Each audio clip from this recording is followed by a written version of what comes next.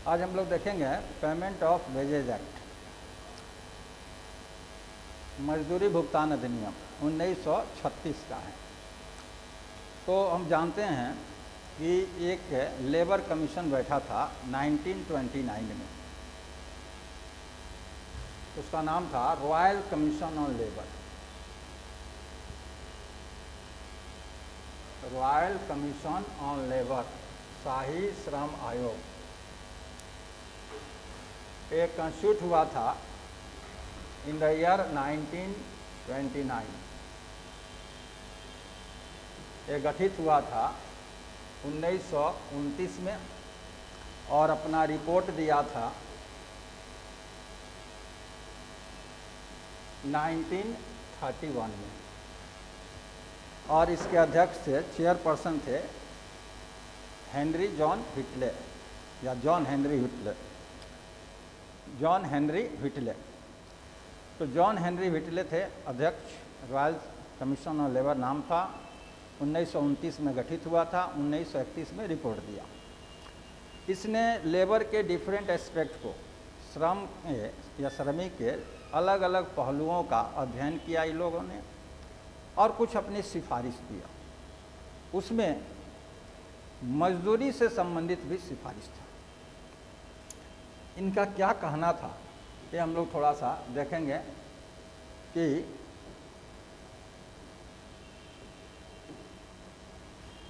मजदूरी से संबंधित, वेज से रिलेटेड कौन कौन से प्रॉब्लम्स को इन्होंने हाईलाइट किया। जैसे एक एग्जाम्पल के तौर पर कि एक स्टूडेंट है ST1, इसके फादर आते हैं और इसको 5,000 रुपया पे करते हैं, डेटेड 30 मई को, और कहते हैं कि अगेन जो है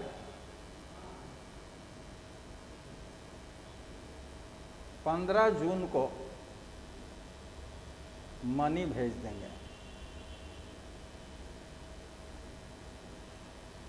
तुमको फिर से 15 जून को पैसा आ जाएगा। और एक दूसरा स्टूडेंट है, इसके फादर आते हैं और ये पे करते हैं ₹70,000, 70,000 रुपया देते हैं। और आज डेटेड 31 मई को, और नेक्स्ट पेमेंट कब आएगा ये बिना बताए हुए चले जाते हैं। यानी नेक्स्ट पेमेंट कब भेजेंगे, नेक्स्ट मनी कब भेजेंगे वो बिना बताए हुए चले जाते हैं। तो यहाँ हम देखेंगे कि वो 5,000 बहुत कम अमाउंट है, 70,000 बहुत ह्यूज अमाउंट है, लेकिन 5,000 वाला कंफर्टेबल होगा और 70,000 वाला 70,000 वाला वो उसको टेंशन होगा। इसलिए कि इसके फादर बोल दिए कि 31 मई को हम 5,000 रुपये ले रहे हैं और 15 जून तक पैसा तुमको भेज देंगे। तो अब इसको 5,000 जो खर्च करना है वो मैक्सिमम 15 जून तक वो एडजस्ट कर लेगा कि हमको पर डे 300 रुपया पर डे के लगभग रेट है, उसी हिसाब से हमको एक्सपेंस करना है, खर्च करना है। लेकिन ये 70,000 वाला टेंशन में रहेगा। अमाउंट तो है 70,000, लेकिन ये क्लियर नहीं है कि इसको कितना दिन में खर्च करना है। हो सकता है कि इसको 2 साल वो एज्यूम किए हो फादर कि 2 साल का खर्च एक बार दे दें, हो सकता है कि 2 महीना एज्यूम करके दे दिए हों। तो वैसी स्थिति में ये अपने लिविंग स्टैंडर्ड को किस लेवल पर फिक्स करे, जीवन स्तर को या खर्च को किस स्तर पर फिक्स करे, इसको टेंशन होगा, लेकिन ये कंफर्टेबल होगा।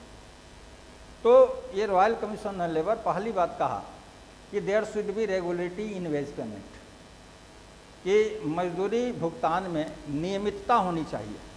आज अगर भुगतान कर रहे हैं, अगला डार्क है कि कब अगला मिलेगा, तो वहाँ जो वर्कर होते हैं वो अनकम्फर्टेबल होते हैं कि आज मिला, हम किस रेशियो में खर्च करें ताकि अगला पेमेंट आने तक ये पैसा खर्च हो।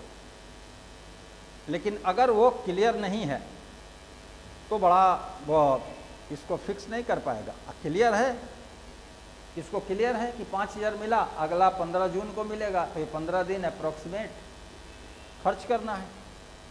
तो यही कहा पहला प्रॉब्लम कि इरेगुलरिटी है मजदूरी भुगतान में, इसको ख़त्म होना चाहिए।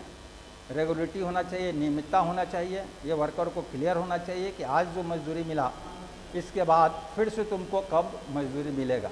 अगर ये डिफाइंड हो, ये लीगली डिफाइंड हो, डिफाइंड नॉट लीगली डिफाइंड, कानूनी रूप से ये स्पष्ट हो, तो वर्कर को अपने जीवन स्तर का निर्धारण में समस्या नहीं होगी। तो ये पहली समस्या बताया। दूसरी समस्या बताया मजदूरी भुगतान से रिलेटेड कि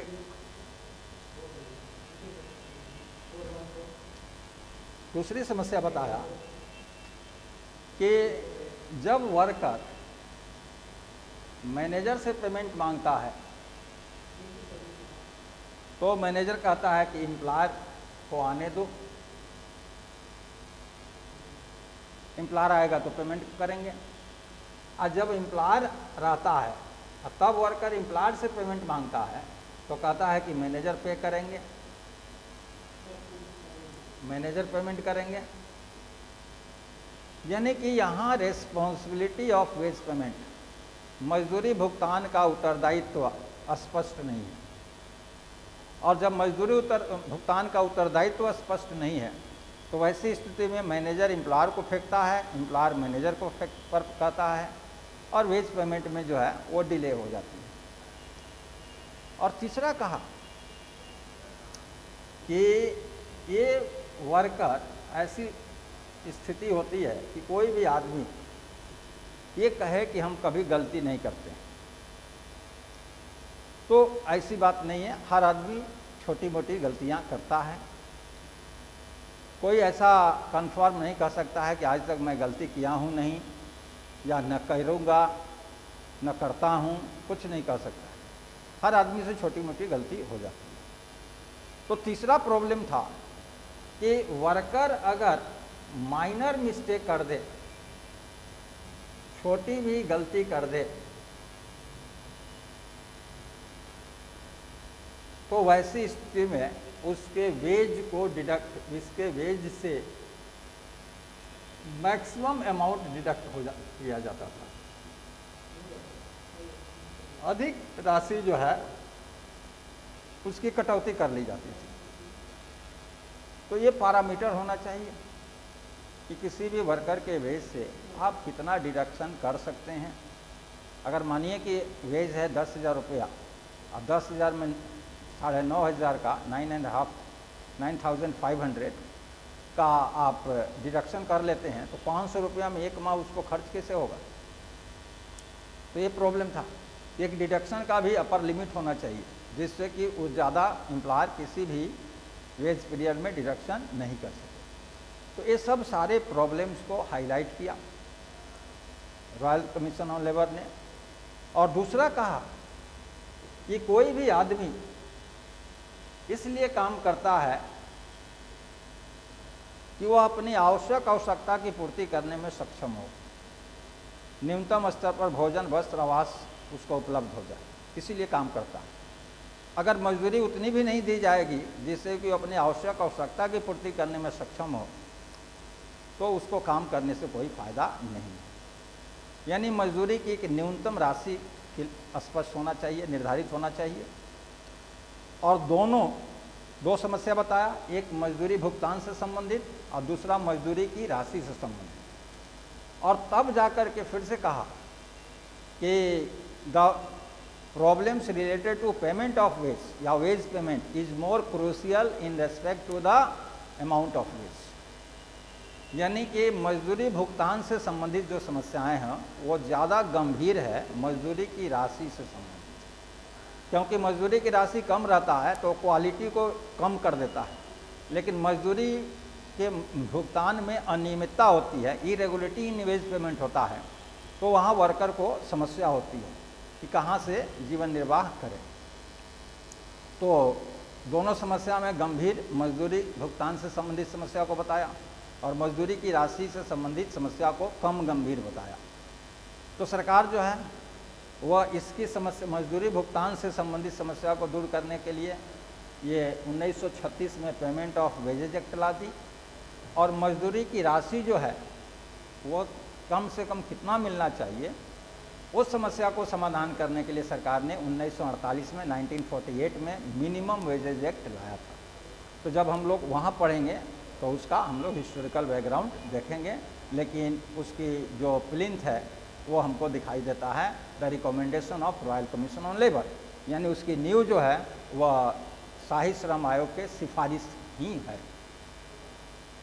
अब ये 2019 में एक कोड पारित हुआ जो कि अभी इफेक्टिव नहीं है, उसका नाम है कोड ऑन वेजेस।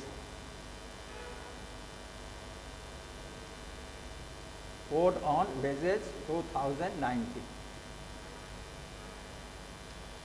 इस कानून को इसी कोड में लाके मर्ज किया गया है। इस कोड में और जो कानून है उसके साथ इसको भी मर्ज किया गया है, लेकिन बहुत ज़्यादा चेंज नहीं है। अगर ये कोड लागू भी हो जाता है तो इसके जितने भी प्रावधान हैं उसमें 2-3 जगह लाइट चेंज है, जैसे वेज पीरियड में थोड़ा चेंज है,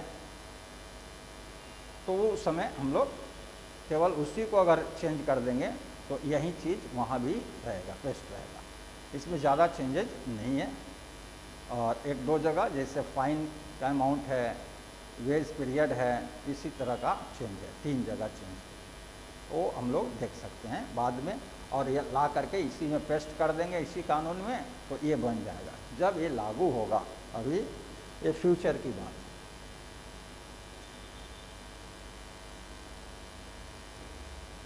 अब इंट्रोडक्शन में हम लोग कहते हैं परिचय।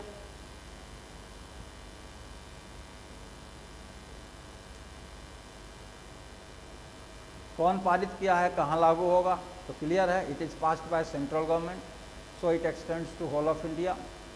यह कानून केंद्र सरकार पारित की है, अतः पूरे देश में लागू होता है, पूरे भारत में लागू होता है, यानी पास्ड बाय सेंट्रल गवर्नमेंट।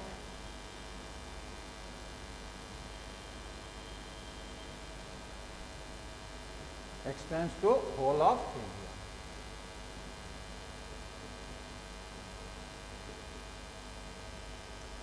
और रेस्पॉन्सिबिलिटी ऑफ इट्स इम्प्लीमेंटेशन, यानी इम्प्लीमेंटेशन की जिम्मेवारी इम्प्लीमेंटेड बाय एप्रोप्रिएट गवर्नमेंट, उपयुक्त सरकार। Appropriate government means both central government and state government. उपयुक्त सरकार का तात्पर्य केंद्र सरकार, राज्य सरकार दोनों होता है। तो यहाँ इस कानून को लागू करने की जिम्मेवारी एप्रोप्रिएट गवर्नमेंट को दी गई। अब है किस तरह कानून है, तो यह एक तरह का प्रोटेक्शन देता है, श्रमिकों को एक तरह का संरक्षा देता है कि आपका मजदूरी इतने दिन पर मिल जाएगा, मजदूरी से इतना ही कटौती होगा, इससे ज़्यादा कटौती नहीं की जाएगी, मजदूरी के भुगतान के लिए ये जिम्मेवार होगा। ये श्रमिक को एक तरह का संरक्षा देता है, प्रोटेक्शन देता है। और दूसरा ये वेज से रिलेटेड है, तो इसको दोनों नाम कहते हैं, it is known as protective. इसको प्रोटेक्टिव या वेज लेजिस्लेशन कहा जाता है, संरक्षात्मक या मजदूरी अधिनियम कहा जाता है।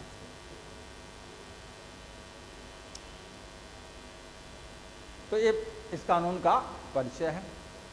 उसके बाद इसमें हम लोग देखते हैं स्कोप एंड कवरेज, विस्तार क्षेत्र।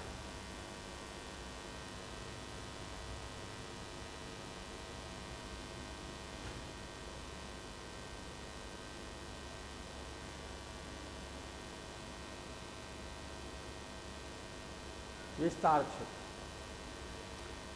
विस्तार क्षेत्र में तीन सेक्शन को या तीन एस्पेक्ट को हम लोग डील करते हैं, तीन पहलू को डील करते हैं। एक एरिया कवर्ड, कितना क्षेत्र में लागू है भारत के।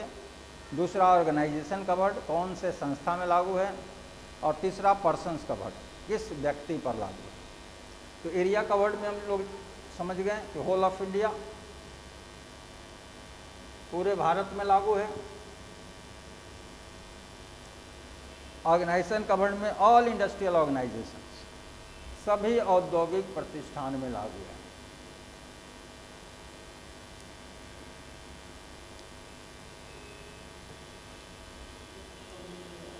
और कहता है कि अगर और दूसरी जगह भी लागू करना है तो एप्रोप्रिएट गवर्नमेंट नोटिफाई करके लागू कर सकती है। और तीसरा इसमें जो एस्पेक्ट है पर्सन कवर्ड, यह कानून कौन से व्यक्ति पर लागू होगा, कौन से श्रमिक पर लागू होगा, कौन से कर्मचारी पर लागू होगा। तो ये वैसे वर्कर पर ही लागू होता है जिनका मंथली वेज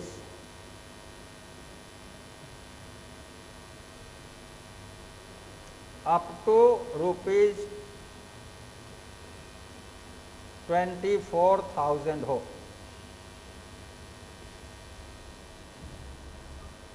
वैसे श्रमिक पर लागू होता है जिनकी मासिक मजदूरी 24,000 रुपया तक हो। ये कानून की सबसे बड़ी कमजोरी है, इसलिए इसको कानून की सबसे बड़ी कमजोरी हम लोग देखते हैं, क्रिटिसाइज करेंगे लास्ट में।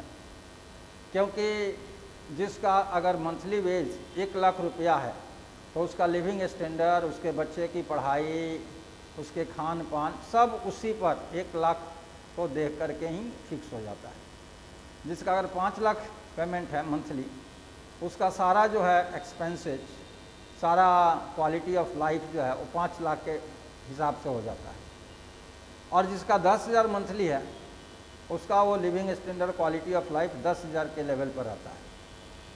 तो 10,000 जितना अनकंफर्टेबल महसूस करता है, अगर रेगुलर नहीं पेमेंट हो, नियमित भुगतान नहीं हो मजदूरी का, तो 10,000 वाला जितना अनकंफर्टेबल होगा, असहज होगा, उतना ही 2 लाख वाला भी असहज महसूस करता है।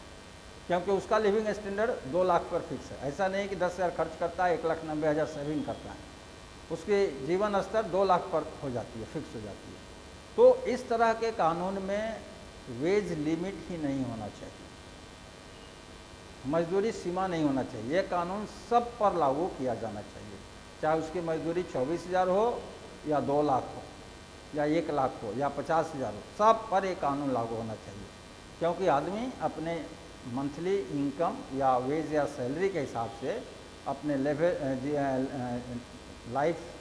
लाइवलीहुड को वो फिक्स कर लेता है, यानी लेवल ऑफ लाइवलीहुड को वो फिक्स कर लेता है, वो निर्धारित कर लेता है, जीवन यापन के स्तर को फिक्स कर लेता है।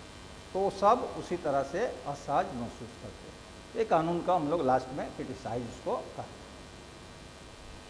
अब आगे बढ़ने से अगला प्रावधान की तरफ, यहाँ से कहीं कहीं मेन प्रोविज़न कहता है, ऐसे मेन प्रोविज़न में ये भी है, लेकिन ये इंट्रोडक्शन का पार्ट हो जाता है। और मेन प्रोविज़न इसलिए कहता है कि क्वेश्चन जो है इससे इसको फोकस करके किया जाता है।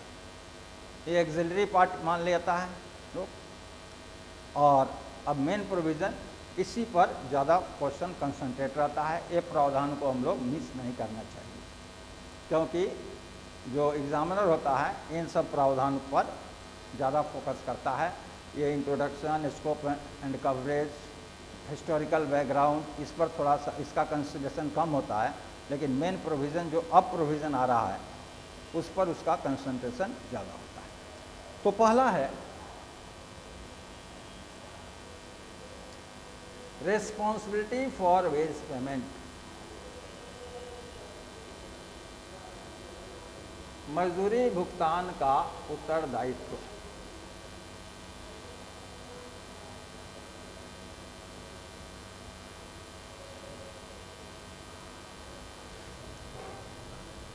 मजदूरी भुगतान का उत्तरदायित्व, ये प्रॉब्लम था कि कोई एक्सेप्ट नहीं करता था। एम्प्लॉयर से कहते थे तो कहता था कि मैनेजर साहब से ले लीजिएगा, मैनेजर से मांगने पर कहता था कि एम्प्लॉयर आएंगे तो देंगे। तो यहाँ क्लियर कर दिया कि वेज पेमेंट के लिए एम्प्लॉयर रेस्पॉन्सिबल होगा, the employer shall be responsible for wage payment. अब है कि in absent of the employer, अगर एम्प्लॉयर प्लेस ऑफ वर्क पर नहीं रहता हो, माह में एक दिन भी नहीं रहता हो, कभी 2 माह 4 माह 6 माह पर जाता हो, तो वैसी स्थिति में मैनेजर रेस्पॉन्सिबल होगा। यानी एम्प्लॉयर अगर नहीं रहता हो तो वहाँ मैनेजर की रिस्पॉन्सिबिलिटी होती है। और जब बड़ा ऑर्गेनाइजेशन का हम स्टडी करेंगे, लार्ज स्केल इंडस्ट्री की जब बात करेंगे, बृहद पैमाने के उद्योग की बात करेंगे, तो मैनेजर का मतलब टॉप मैनेजर, मतलब जनरल मैनेजर। अब जनरल मैनेजर प्रोडक्शन नहीं हो रहा है तो वहीं टेंशन में, मशीन ख़राब हो गया वहीं टेंशन में, सारा तो ओवरऑल फाइनल रिस्पॉन्सिबिलिटी उसी की होती है। तो ये क्या करता है मैनेजर कि अपने ये वेज पेमेंट का जो पावर है वो किसी सबॉर्डिनेट मैनेजर को डेलीगेट कर देता है, यानी कि उसको दे देता है। यानी कि वो आदमी को जैसे डेलीगेट किया कि आप मजदूरी भुगतान का सारा देखिएगा, तो अब वो आदमी ऑथराइज हो गया कि वेज से रिलेटेड जो भी है सिचुएशन उसको हैंडल करने के लिए वो ऑथराइज हो गया। तो मैनेजर क्या कर सकता है कि ऑथराइज कर सकता है, और ऑथराइज्ड पर्सन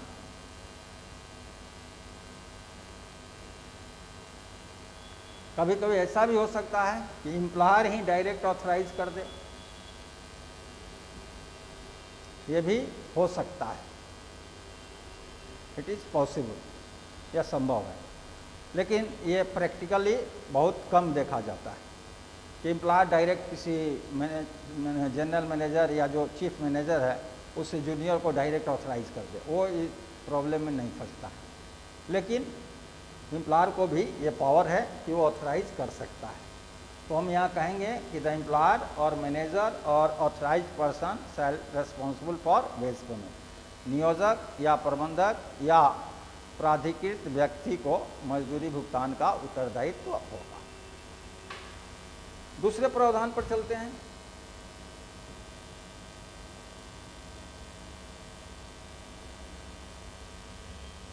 वह है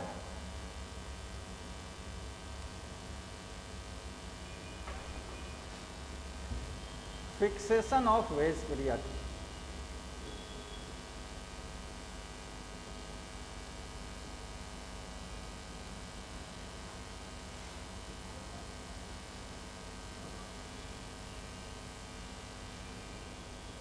यहाँ हम आपको बता देंगे कि जब कोड आएगा तब क्या होगा। अभी वर्तमान में क्या है, अगर कोड लागू हो गया और उस समय पेमेंट ऑफ वेजेस की बात करेंगे तब उसमें क्या प्रावधान होगा, ये चीज़ हम लोग उसमें क्लियर कर देंगे। तो अभी जो है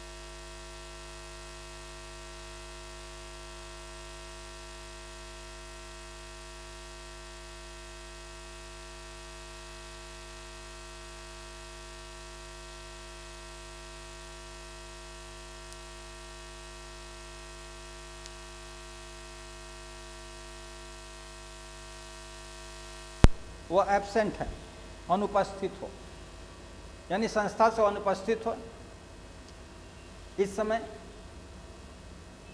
तो जैसे वो काम पर वापस आएगा उसके बाद 3 दिन के अंदर कर देना है, विदिन 3 days। आजकल ये प्रॉब्लम नहीं है।